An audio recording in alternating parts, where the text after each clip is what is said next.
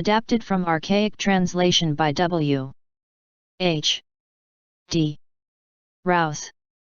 Jataka number 476. Javana-Haṁsa-Jātaka. Come, Goose, etc.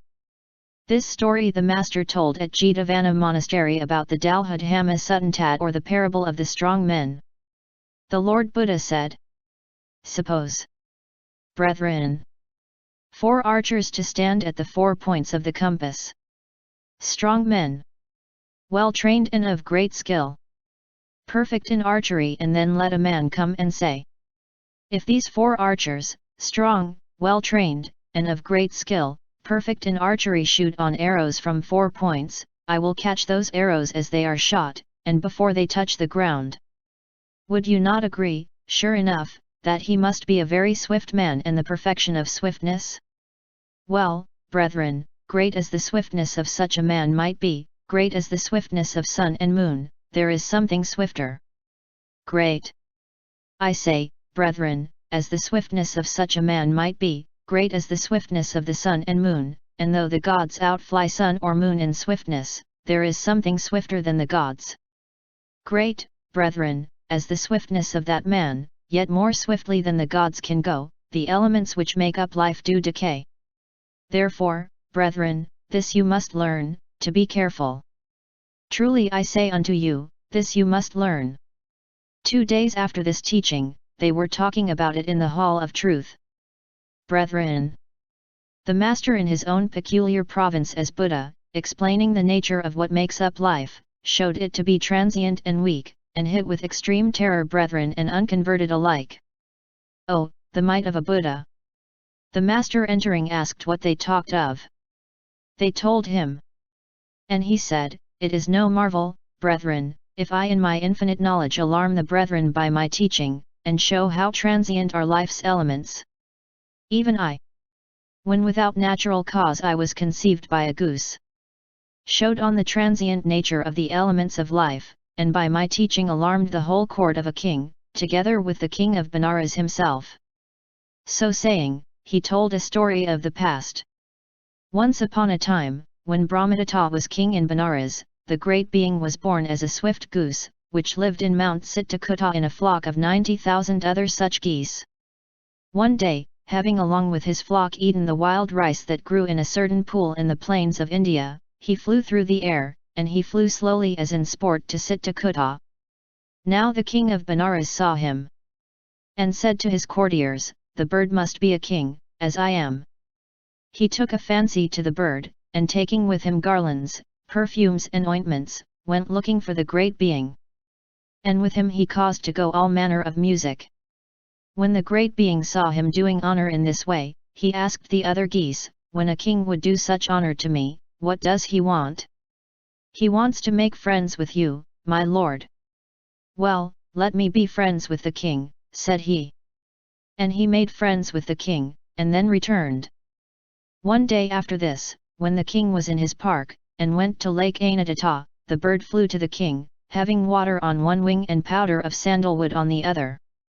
With the water he sprinkled the king, and threw the powder upon him, then while the company looked on, away he flew with his flock to Chitrakuta. From that time the king used to long for the great being. He would linger, watching the way by which he came, and thinking, "Today my comrade will come."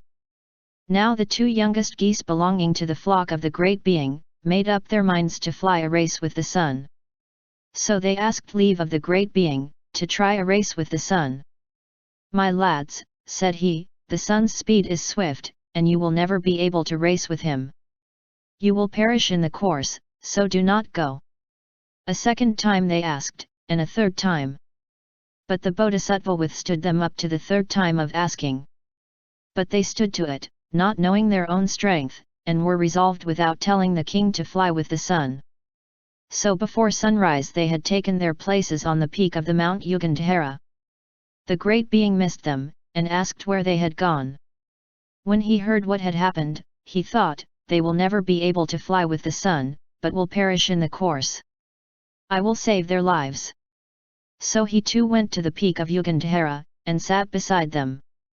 When the sun's round showed over the horizon, the young geese rose, and darted forward along with the sun. The great being flew forward with them. The youngest flew on into the forenoon, then grew faint. In the joints of his wings he felt as if a fire had been kindled. Then he made a signal to the great being. "Brother, I can't do it." "Fear not," said the great being, "I will save you." And taking him on his outspread wings, he soothed him, and conveyed him to Mount Khuddaka, and placed him in the midst of the geese. Then he flew off, and catching up the sun, went on side by side with the other. Until near midday the other flew with the sun, and then he grew faint and felt as though a fire had been kindled in the joints of his wings. Making a sign to the great being, he cried, "Brother, I cannot do it." Him too the great being comforted in the same way, and taking him on his outspread wings, took him to sit to Khuddaka. At that moment the sun was plumb overhead. The great being thought, "Today I will test the sun's strength." And darting back with one swoop, he perched on Ugandhara. Then rising with one swoop he overtook the sun, and flying now in front, now behind, thought to himself, "For me to fly with the sun is profitless, born of mere wrongdoing. What is he to me? Away I will to Benares, and there tell my comrade the king a message of righteousness and truth." Then turning, before yet the sun had moved from the middle of the sky, he moved across the whole world from end to end. Then slowing speed, moved across from end to end the whole of India, and came at last to Benares. The whole city, 12 leagues in compass, was as it were under the bird's shadow, there was not a crack or crevice. Then as by degrees the speed slackened, holes and crevices appeared in the sky. The great being went slower, and came down from the air, and descended in front of a window. "My comrade is come!" cried the king in great joy. And getting a golden seat for the bird to perch on, said, "Come in, friend, and sit here," and recited the first stanza. "Come, noble goose, come sit you here. Dear is your sight to me. Now you are master of the place.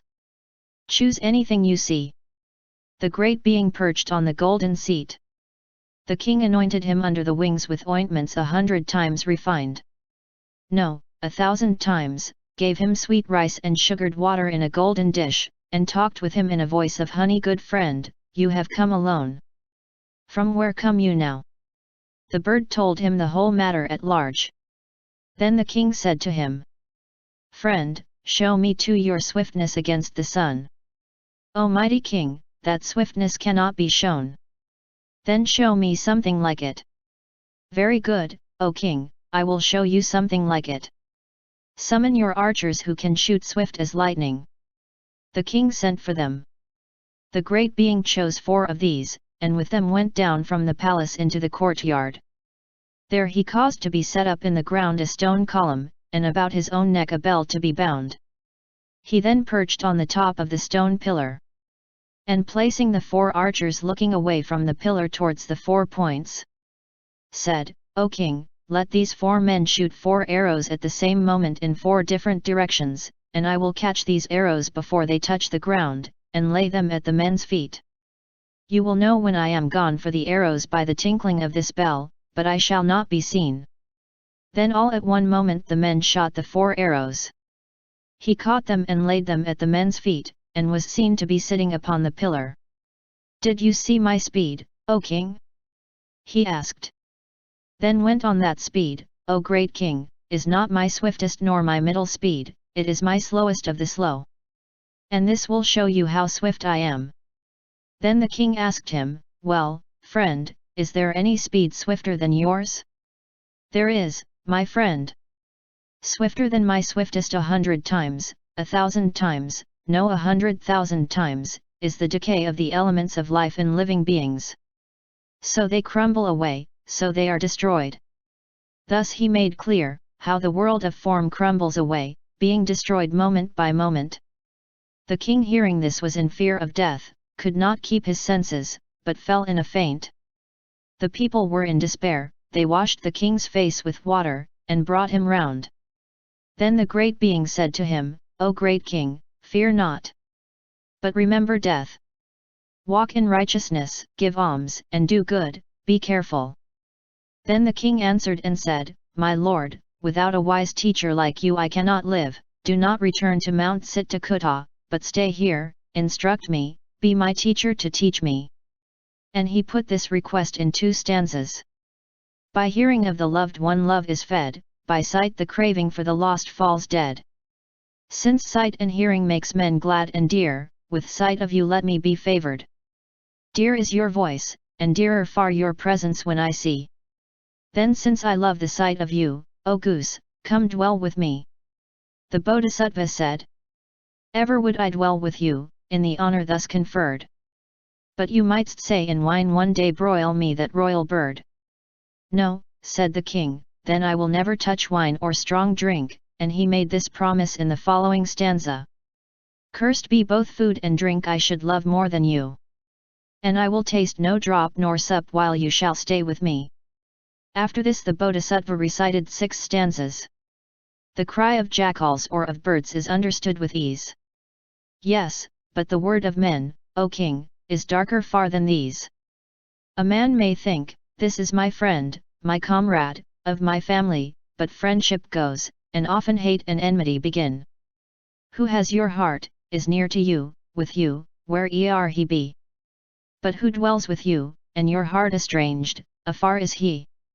Who in your house of kindly heart shall be is kindly still though far across the sea. Who in your house shall hostile be of heart, hostile he is though ocean wide apart. Your enemies, O Lord of chariots, though near you, are afar. But, fosterer of your realm, the good in heart close linked are. Who stay too long, find many times that friend is changed to enemy. Then before I lose your friendship, I will take my leave, and go." Then the king said to him, "Though I with folded hands beseech, you will not give me ear. You spare no word for us, to whom your service would be dear. I crave one favor. Come again and pay a visit here." Then the Bodhisattva said, "If nothing comes to snap our life, O king, if you and I still live, O nourisher of your folk, perhaps I'll here fly, and we may see each other yet, as days and nights go by." With this address to the king, the great being departed to Cittacutta. When the master had ended this discourse, he said, "Thus, brethren, long ago, even when I was born as one of the animals, I showed the weakness of all life's elements, and taught the truth." So saying, he identified the birth. At that time Ananda was the king, Moggallana was the youngest bird, Sariputra was the second, the Buddha's followers were all geese of the flock, and I myself was the swift goose.